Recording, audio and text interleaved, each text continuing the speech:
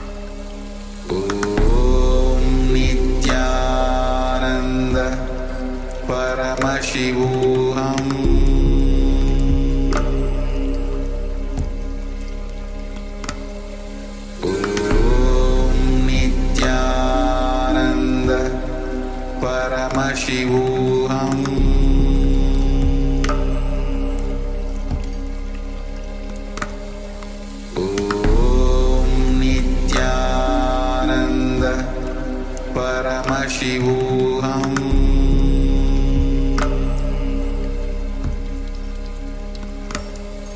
Om Nityananda Paramashivoham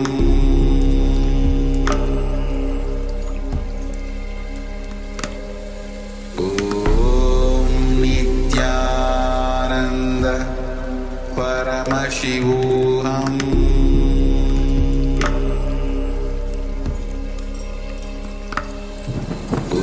Om Nityananda Paramashivoham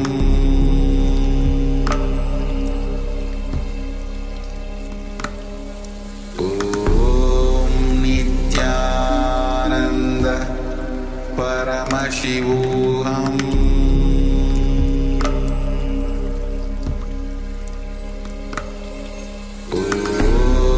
Nityananda Paramashivoham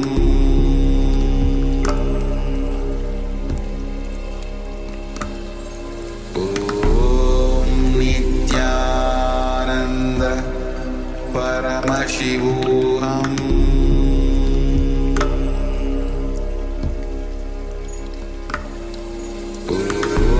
Om Nityananda Paramashivoham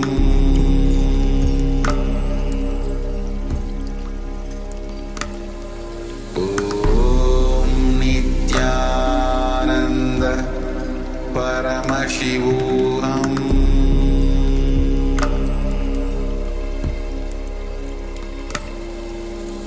Om Nityananda Paramashivoham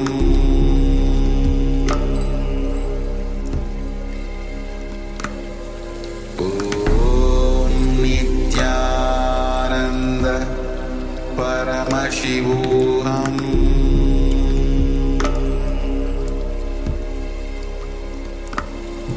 Om Nityananda Paramashivoham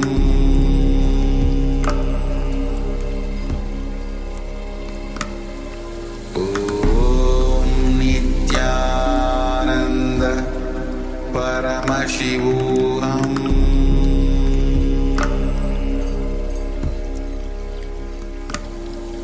Om Nityananda Paramashivoham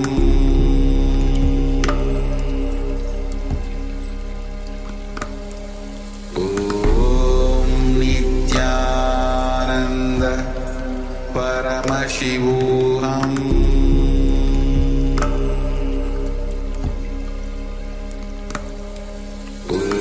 Om Nityananda Paramashivoham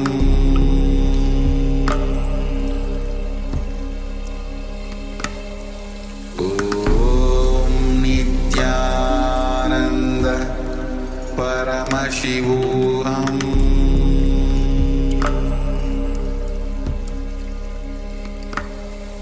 Om Nityananda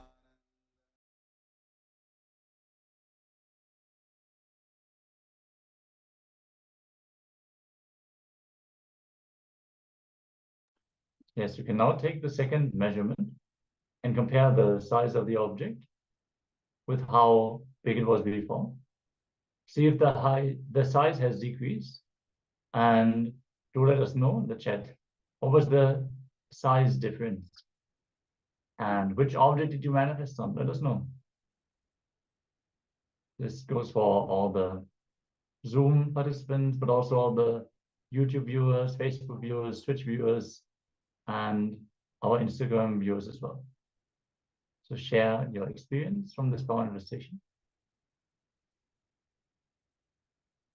Yes, you can please put it in the chat. Whatever the size, whatever the measurement you have taken after the power manifestation. Madhu Ling, please switch on your camera.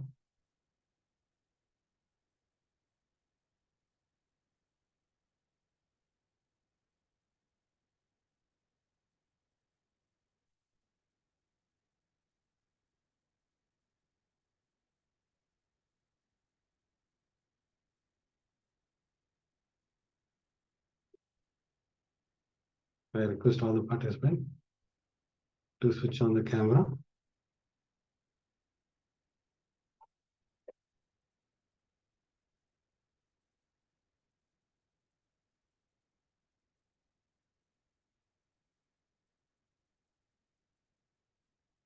Yes, now let us enter into the powerful session from Swamiji, where Swamiji is going to reveal about causing other reality.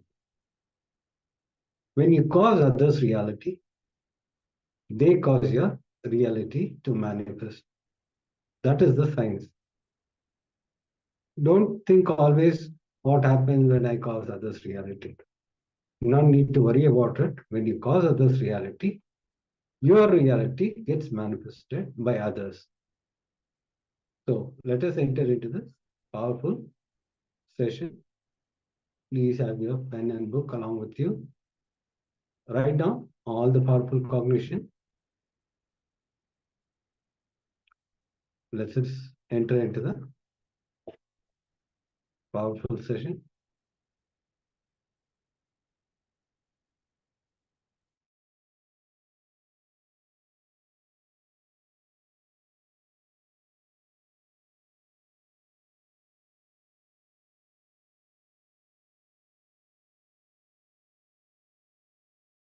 Please listen.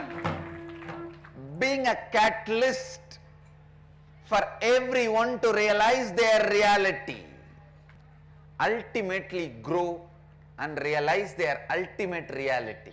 Listen. Even with enriching enlightenment, maybe slowly you may develop an attitude you are holier, you are higher than the receiver. Now, not even that attitude. Be a catalyst, sincerely be a cause for everyone to realize their reality. I tell you, when you decide authentically, sincerely to be a cause for others to realize their reality, all of them become catalyst for you to cause your reality. Dharmo rakshati rakshitaha. When you protect dharma, dharma protects you. When you are sincerely, please understand, the moment you start trying to be a catalyst for others to realize their reality, first thing will come up is your insecurities. Complete with it. You don't need to carry so much of self-doubt, self-denial, self-hatred patterns. Every doubt is established on the self-denial, self-hatred and self-doubt.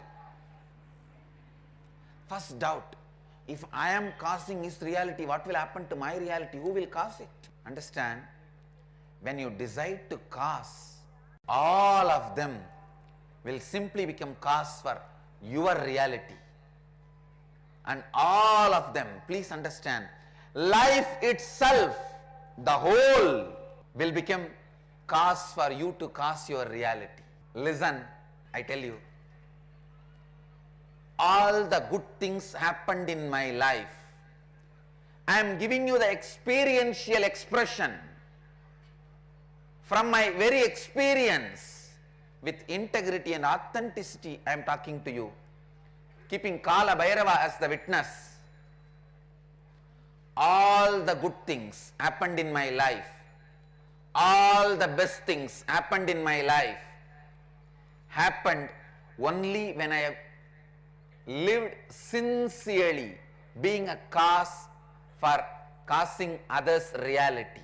When I sincerely be a catalyst for others to cause their reality, always, not only others' reality was caused, I was also showered by the divine grace. Because being a cause is your because. Listen, this realization is what I call applied science of living enlightenment. Jivan Mukta Vijnana.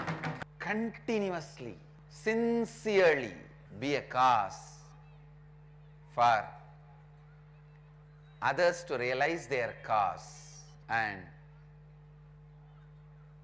whatever comes up in between, your insecurity, the other person may not be in tune with your cause, or your insecurity, what will happen to your cause, or your insecurity, others may try to cause harm to you.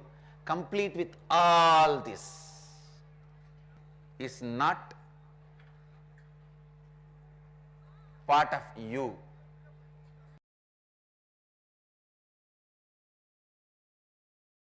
I tell you, even in enriching there can be an ulterior motive, but in causing that ulterior motive is removed. If enriching is like a 22 karat gold, causing is 24 karat gold. I can say 25 karat gold. Purest, when you become a cause for others' reality, actually even when you start thinking to be a cause for everyone's reality, even the thinking expands you and brings fresh lease of energy in you. Please understand, only when you cause enlightenment to others and to yourself, life starts in you. Beginning of the life starts in you only when you cause enlightenment to yourself and to others. This Nitya Kalpatar Darshan is my effort to cause enlightenment in all of you.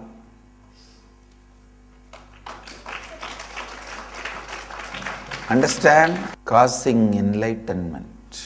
Be constantly supportive, helping, living, enriching, causing others' reality. When you start thinking to make others' reality, when you decide to cause to make others' reality, even your ability to think expansion always brings joy. When you start thinking for others, consciously you become them. Expansion brings always joy. Expansion brings always bliss. Expansion brings always completion.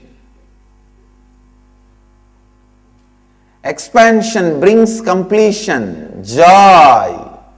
Expansion brings sacred joy. First, always be a cause for others to experience their reality.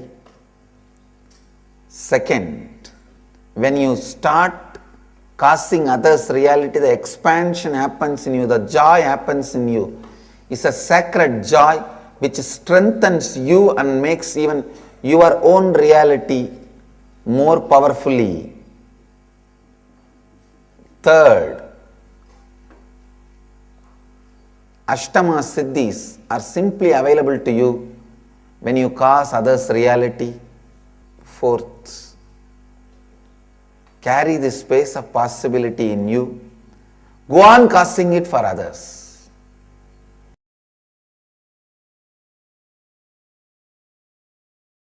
I tell you, when you start causing others' reality, suddenly from thousands of directions, 10,000 hands will come and cause your life into reality. That will be cast as reality. I tell you, so much of auspiciousness will be showered on you. So much of wonderful things will be expressed through you.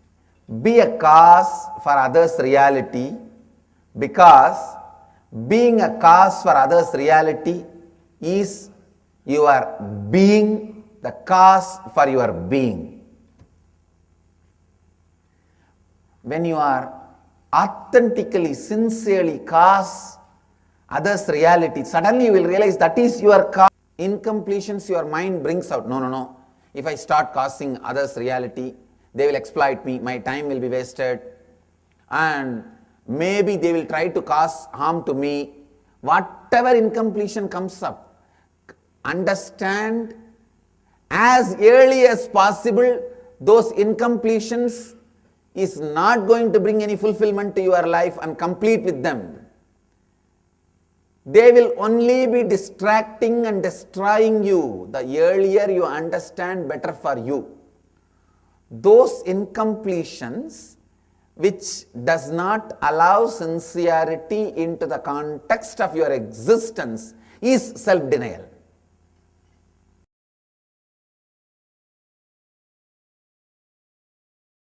The first thing you need to understand, putting yourself in other person's place. Especially when you start thinking through for the other person, to cause other person's reality, to make other person's reality express, to make other person's reality into reality. First thing happens is expansion to you. Please listen. When you create a space to make others' reality into reality, when you become a catalyst for others to realize what they want to realize, when you become a cause for others to experience their realities, the first thing happens is you expand. You expand. You become larger space. You become a larger being. Please listen. When you decide, you will cause your family's realities. You become a head of a family. When you decide you will cause your reality, you become a human being. When you decide you will cause your city's reality, you become a leader of the city. When you decide you will cause the reality for the country, you become head of the country. When you decide you will cause the reality for the world, you become God. When you decide you will cause the reality for the universe, world, you become God. So deciding to cause others' reality, deciding to cause others' reality is what I call responsibility. That is what I call enriching. You putting yourself in others' place and thinking through and deciding, I'll cause it. Being a cause for everyone's reality. I tell you, when you decide I'll be a cause for everyone to experience their reality, suddenly you see so many people cause what you want as reality. Somebody asked me a question. What if others want to cause in their life is going to harm them or hurt them? Then if I cause that in their lives, am I not harming them? How can that be enriching?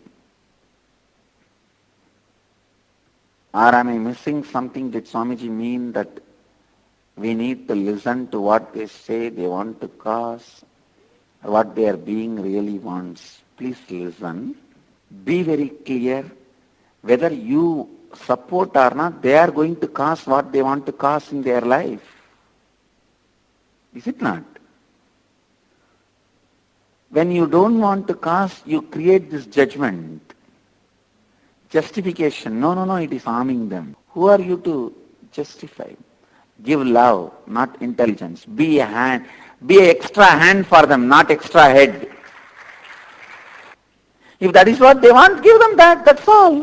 Be extra hands for people, not extra heads. I always tell people, we need only hands and legs, not heads. That we have enough.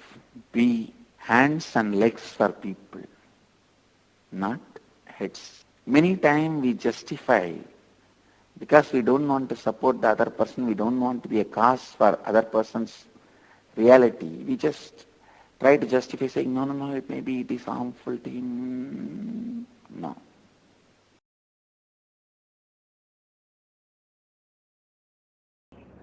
Becoming a cause to make others reality. That is where the whole turn takes place, where you become a leader. Please understand. Leader is a person who goes on thinking about others, for others. You can't run life hypocritically for a long time. Don't think, no, I will act as if I think for others, but not. No! You can't act for quite a long time.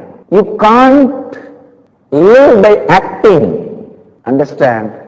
Sincerely being a cause for others' reality.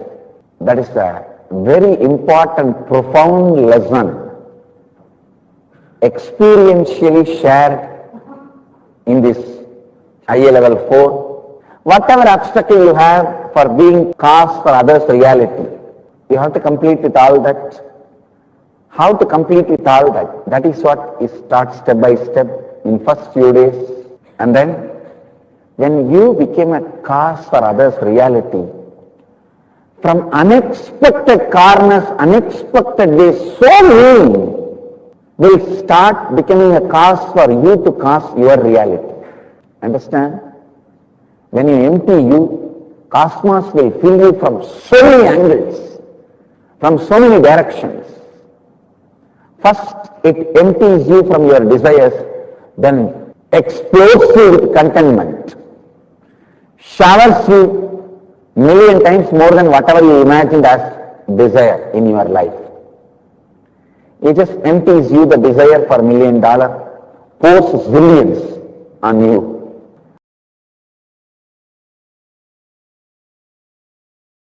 Let's complete with all the past incompletions. It is time we rededicate ourselves to integrity, authenticity, responsibility and enriching and causing enlightenment to ourselves and others. And we reinvent ourselves, rediscover ourselves, recreate ourselves to live the great science of causing enlightenment. The great truth of causing enlightenment. Be very clear. You and others are not two different things. Others are extension of you. You are extension of others. The extension of others in you is you. The extension of you in outside is others. So, when you cause enlightenment to others, you cause enlightenment to you. When you cause enlightenment to you authentically, you will cause enlightenment to others. They too are not two separate things. They are not two different things. Let us take up the responsibility of causing enlightenment to us and others today.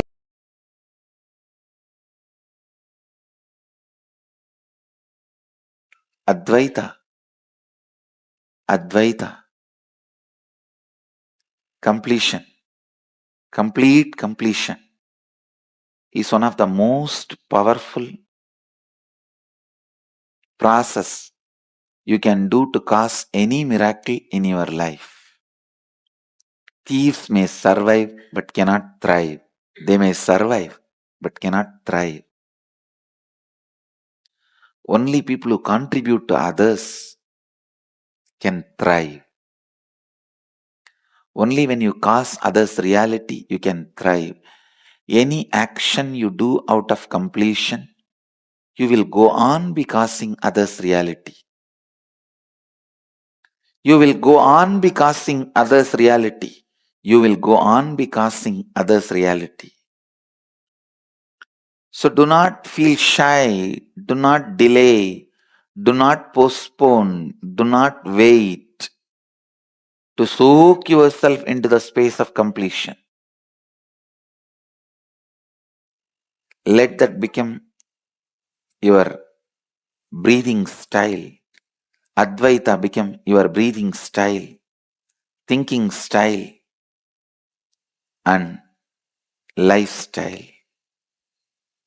Let Advaita become your breathing style, thinking style, lifestyle. Breathing style, thinking style, lifestyle.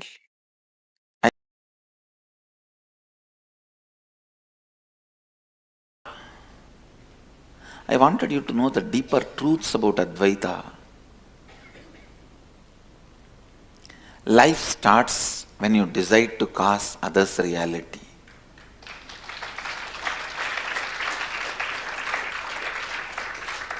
Because the real you, please listen, the real you is everyone around you included. But what you cognize as you is your deep-rooted pain patterns and incompletions. Please understand, how much ever you constantly try to decorate, perfume, scent, garland, you are trying to do all this to the pain you of you, incompletion you of you. But the more you are going to remember the incompletion you of you and identify you as the incompletion you of you and identify you as the incompletion you of you and cognize the incompletion you of you, what are you doing? You are trying to perfume the drainage, trying to perfume sewage tank. So the first shift is required, first action is required, not in your doing, but in your cognition. See, that is why I tell you very important truth. Please understand these few important truths, catch it, so that I will bring you to the conclusion. First truth, what you remember as you is pain part of you, only you remember as you. You cognize yourself only your incompletions as you. But the actual you is all the people around you put together.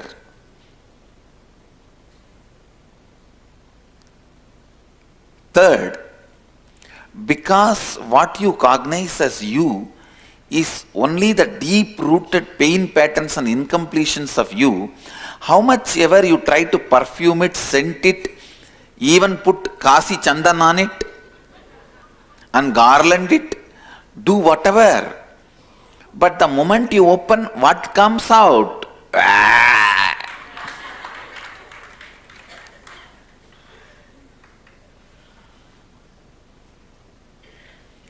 You put a silk cloth.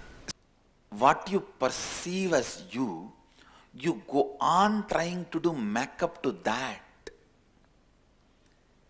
That will never bring completion and powerfulness with you. Shift your energy to what is you.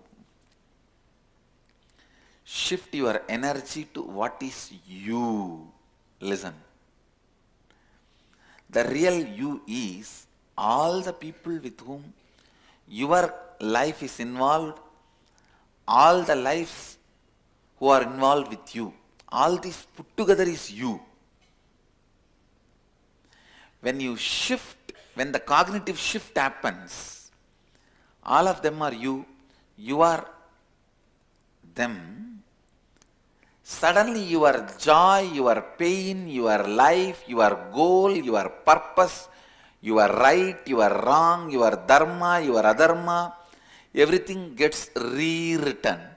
That rewriting is what I call rewriting your future.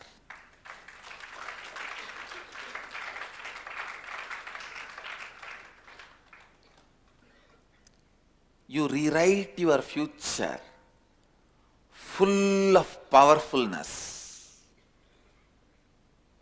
Understand one thing. Some parts of what you call as your life, you may be resisting. Some parts of what you call as your life, you may be accepting. But be very clear, whether you resist or accept, no powerlessness. Do not allow powerlessness. No question of powerlessness. Always being powerful is my religion. Understand? Love, compassion, all that will start happening in you. Love, compassion, non-violence by itself cannot become a religion. Love, compassion, non-violence from the right context only can become a religion. I have seen people who escape from life try to show compassion, non-violence, just because they feel powerless to face the conflicts. They feel completely powerless to face the conflicts. Please listen. When you feel powerless to face the conflicts, life again and again brings that same mirror and shows to you. Understand, which part of your face you don't like or attached too much, you will see only that part in the mirror again and again. How many of you understand what I am saying? Please understand, your life is a mirror.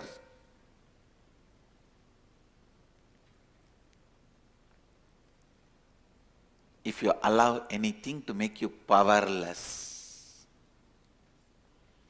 if you allow anything to make you powerless,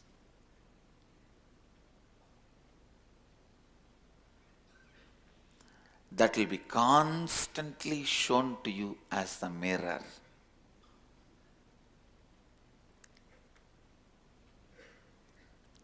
If you feel powerless to handle your spouse and the family and run away to some other lifestyle, sometimes divorce, sometimes sannyas, whatever lifestyle you opt or choose, by feeling powerless, I guarantee you, you will see 10 people exactly like your spouse. You will be forced to work with those people.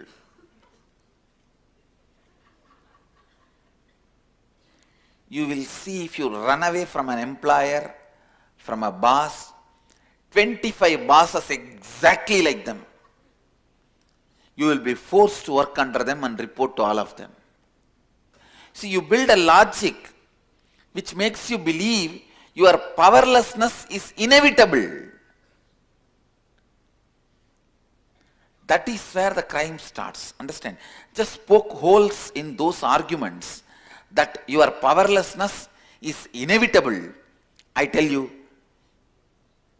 you are free. Now you will be liberated. Liberation is nothing but poking holes in the arguments that your powerlessness is inevitable. The true compassion, when you identify it, the first thing happens to you is you will be so empowered. You will feel so sure about you.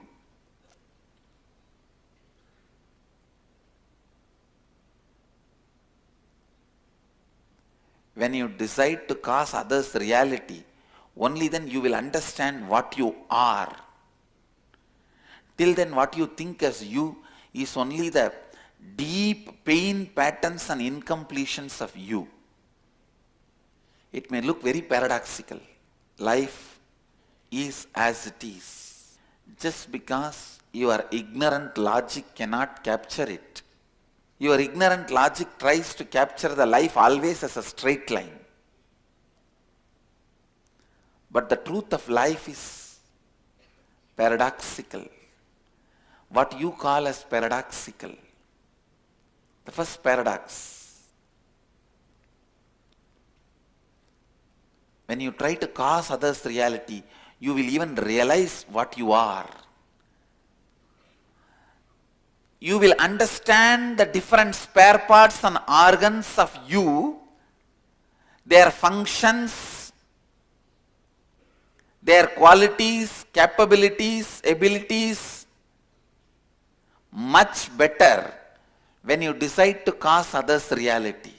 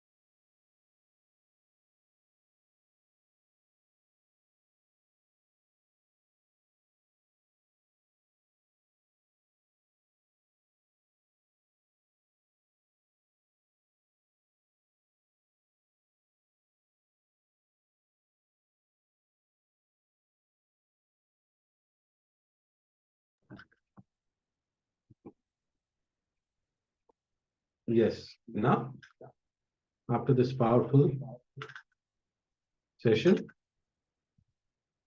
we will enter into the celebration of Kumbh Mela happening. So around the world are gathering for this grand celebration of Kumbh Mela.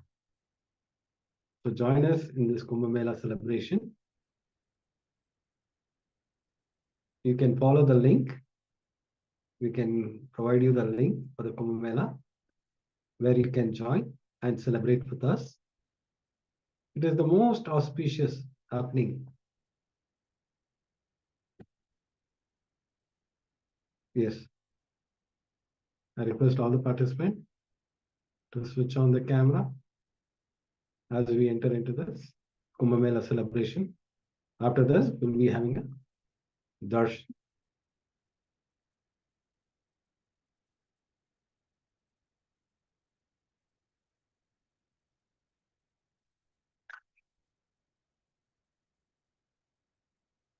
Yes, now we'll be entering into the Kumbh Mela celebration, followed by Swamiji's darshan. Chandran, would you like to go ahead and introduce yourself, ma? Sure. Nithyanandam, everyone. I'm Ma Prasanna. I live in Menlo Park, California. I am a volunteer at the Nityananda Vedic Temple in San Jose. Can say something about how I got introduced to Swamiji, like a brief? Sure, I would love to hear from you on that. So I was working in Seattle in 2009, and Swamiji was conducting a Kalpataru meditation. And even before we met Swamiji, we were frequent visitors at the Swamiji's temple in Seattle. And my kids were 1 and 3 at that time, and it was pretty overwhelming for us to handle 2 kids who were running around all the time. But whenever we went to the temple in Seattle, the kids would calm down and everyone would come back happy. So we would go there every other day, and they told us that Swamiji is coming in. I think it was November that Swamiji was coming.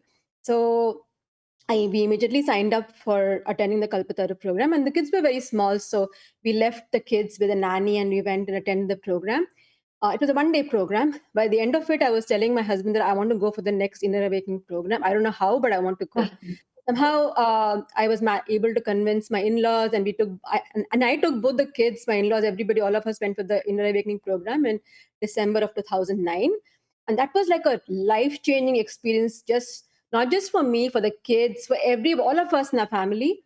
And I came back feeling completely a transformed person. I was hooked to Swamiji's videos. I would watch it all the time. And then I started volunteering in the Seattle temple. And I feel like volunteering in the temple made a huge difference, because I felt like there was a constant connection with the deities and with Swamiji by going there, and the Sangha, which was there to support us through thick and thin. So that was a huge turning point in our lives. And soon after that, we moved to the Bay Area. My husband got a job here, and so all of us moved to the Bay Area. And as luck would have it, there was a Nityananda Vedic temple in San Jose as well. So I just continued volunteering in the temple, and I'm still volunteering there. And I've done several Inner Awakening programs with Swamiji. I've been to Varanasi, I've been to Haridwar, I've been to like so many of his Inner Awakening programs. And each program, Swamiji would give us some glimpses of Kumbh Mela. And many a times he's mentioned that you have not experienced Hinduism completely until you've been to at least one Kumbh Mela. And he would tell us about these, many things that happened during Kumbh Mela, and I would be just listening to him. But like one thing that stuck in my head whenever he would tell us about Kumbh Mela is that I have not experienced Hinduism unless I've seen Kumbh Mela at least once. So in 2015, there was a Kumbh Mela in Nasik, and that happened to be in September, I think. And by then, the kids' school was in session. So I'm thinking in my mind, I want to go for Kumbh Mela, but my kids need me because the schools are in session. Should I go? Should I not go? But my husband, he has always been very supportive of my spiritual journey, and he said, if you feel like going, you just go. I will somehow take care of the kids. You don't worry about that. So I just took the next flight, and last minute I just booked a flight and I came to Kumbh Mela. and the arrangements were just beautiful in Nasik. And if you know how Nasik is, there was a lot of rain at that time during the Nasik Kumbh Mela. It was raining very heavily. But the arrangements were just impeccable. There was a dormitory for everyone to stay. There was a full kitchen that was operational, I think, day in and day out. Beautifully arranged. Whether it was raining, whether it was hot, whether it was dry, no matter what happened, I noticed that the volunteers in the kitchen were always working, and very dedicated volunteers who were always there to help whoever was attending the program, and also to serve people who were just coming to meet Swamiji. So at that time, I was lucky enough to take one Shahi Snan, along with Swamiji. All of us went with Swamiji. We took one Shahi Snan. That was beautiful. And then there was one session where we were going for the second Shahi Snan, it was pouring. So I just remember that Swamiji will casually say that, hey, it's pouring because the heavens are very happy with us. So just experience this also. So we were like sitting like awestruck around Swamiji. I remember we went to the Triambakeshwar temple in Nasik, and we sat outside the temple and it was raining from above, and we were all sitting, and Swamiji is talking to us for a long time and nobody wanted to move. At some point Swamiji himself asked, "Hey, it's raining so much, do you guys want to go back and dry yourself?" And we like, "No, Swamiji, we are okay." You just keep talking to us and this is good. And then of us sitting around Swamiji, listening to him, such beautiful experiences from that Kumbh Mela. Like, and then sometimes we'll be sitting in the meditation hall and Swamiji will be conducting a meditation program, and then some people will be coughing because it was raining and people were getting a little sick, and then Swamiji will say, Paripurna, they're all coughing, can you arrange for tea for everyone, coffee for everyone? And within 10 minutes there'll be coffee and everybody is drinking tea and coffee, and like everyone is like warmed up, and so like whole program was seamlessly conducted.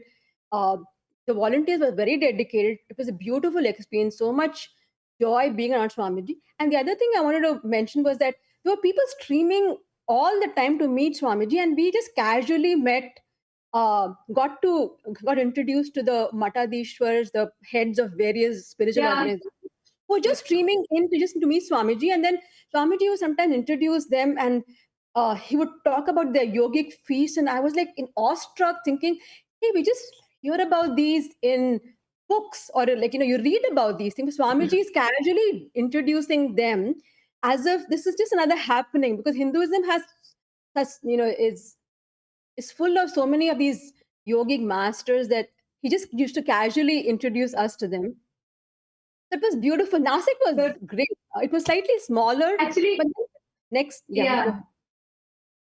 Sorry, I was just wanting to add to what you're saying, because I also had like Nasik was my introduction to Kumbh Mela, and I think it prepared me to cognize something as huge as Ujjain. But Nasik was so unique in itself, like you said. I remember when you're particularly mentioning about how Hindu leaders, monks, the Mahamandaleshwaras or the Mahants of various akhadas, how they would stream in to see like Swamiji, they would like just keep coming. And I remember this one particular thing, okay, like what you said, it ignited a memory in me. There was this bandara. Bandara is where like we call all the sadhus and mahants and like all the heads of different akhadas, they all have a feast. They'll have like a spiritual, they'll all come together, they'll have a feast, and there's a process, there's a whole ritual. It's called Bandara, right? And I still remember this. That was one of my first experiences to a Bandara, and we were all there as we were Gurukul kids, so we were there with our mentors, and we were standing towards the side. And I still remember the whole Bandara, like it went, and as soon as Swamiji came, people were like waiting to see Swamiji. And the moment they heard that Swamiji is here, and the moment that like immediately it spread like wildfire. And the room, which was like just it was a small hall and it was a huge building. We actually had it in one of the akhada buildings, and suddenly the Mahant of the akhada came and said, Swamiji, we need to get a lot of security people. Like maybe you should, do you have some more people, because our akhada was not prepared to handle this crowd. Can you get some more people? And I still remember this so well. Swamiji said, all our sannyasis are there. They'll take care. Don't worry. And Swamiji attested to it. Swamiji takes care of every detail, right? And then we had people, even public, started coming in to catch a selfie with Swamiji. And the most something that was very sweet for me, this one incident I remember so well. And I was lost in the crowd because we were all like kids and we were all always with our mentors, not with Swamiji. And Swamiji, like, there was a huge crowd around Swamiji and people had come. And I still remember this. So what, like, people started calling Swamiji as Trinetra Baba.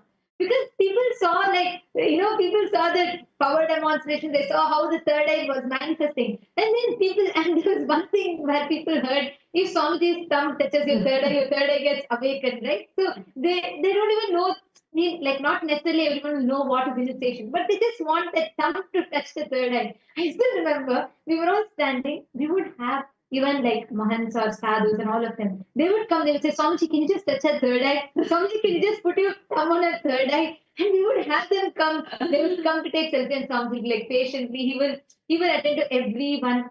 We'll have, these are like leaders and like the pontiffs of different akhadas, and they would come and they would say, Swamiji, like, what you have done is amazing. And they say, can you awaken our third eye? We too want to experience it. And the crowd, right? Like, we'll have the people standing, like, holding each other's hand, like a human chain, just to protect, right? They'll come in between. someone will just take Swamiji's hand, put on this third eye, and they say, now my third eye is awakened. I have my third eye awakened. And that is like an unforgettable experience for me. It was like, I mean, like, this is just so sweet. When I heard from so many people who went to this Nasti Kumbh Mela, everyone sharing this, that literally Swamiji would be walking at this, and then people would just pull Swamiji's hand like randomly from like especially this is not just the public, even the Akada heads, the many of the people who are prominent leaders in Hinduism, they for them like this, they know one thing: if Swamiji's thumb somehow touches their forehead, their third eye will be awakened.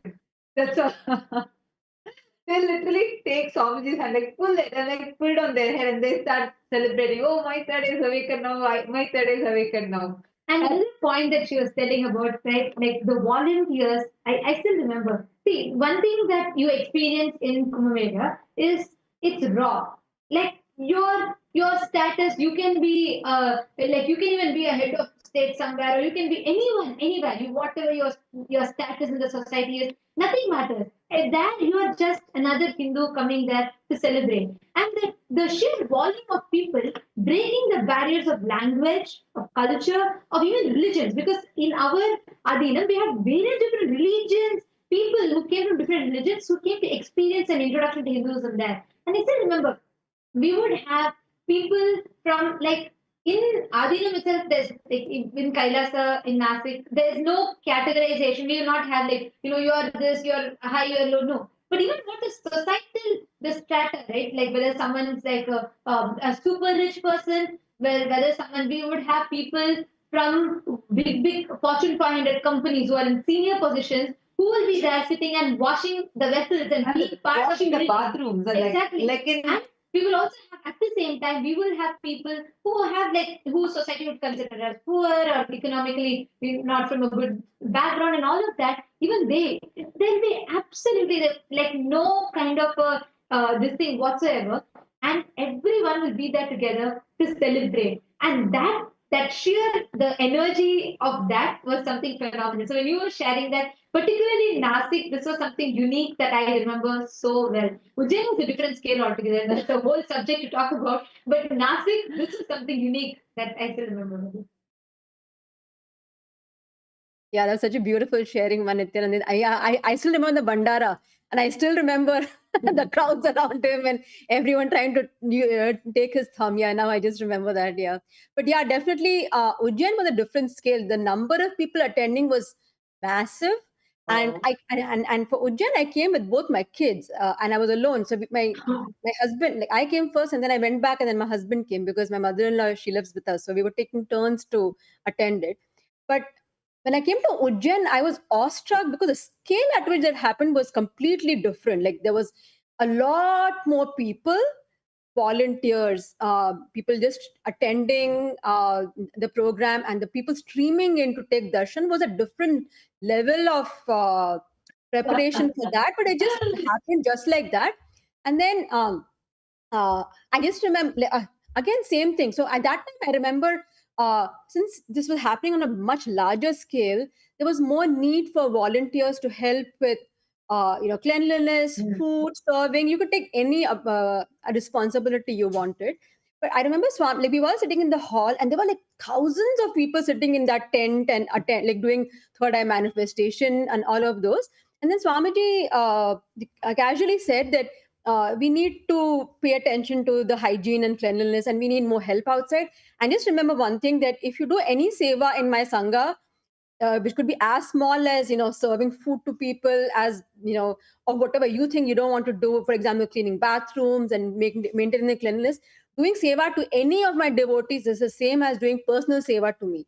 So at that time, many people said, okay, we're going to go outside this hall and not and take care of other duties. So there were many people who actually started taking care of the infrastructure that was built, which included the porta potties and the bathrooms, and then there was an entire kitchen that was set up, and this was on a regular ground. It wasn't like a pakka land or something. It was just on a ground. There were pebbles everywhere, and then everybody was walking barefoot. And I saw some of the kitchen volunteers were carrying big, vessels and just walking through the stones. And I'm sure it hurt, but it didn't bother them because they knew that it was something that was special that was happening, and they were there to contribute towards that. So I thought that there I saw that no matter who you are from any strata of society, everybody got together and they were there for one purpose, was to attend Kumbh Mela, benefit from it, also support Swamiji in what he was trying to achieve.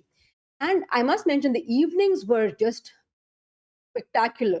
Wow. Maybe 5 or 6 o'clock, people would start coming for darshan, and they would just keep coming. And Swamiji will sit for hours and give them darshan, everybody individually. And then he would tell them, if anybody who comes here has to eat and go. So they would come and then they would go and eat food and then they would leave. And I would just